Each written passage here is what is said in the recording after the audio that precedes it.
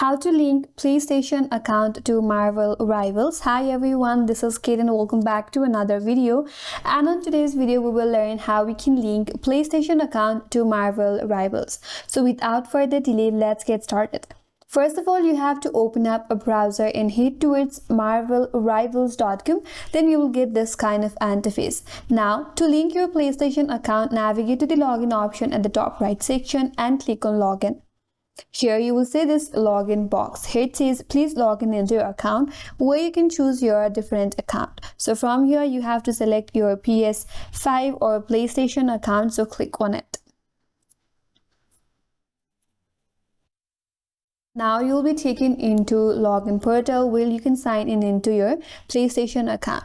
So here in this text box that says sign in ID, make sure to type in your email address that is associated with your PlayStation account. After that, click on next and you will be asked to enter your password. If prompted, enter your correct password and then click on login.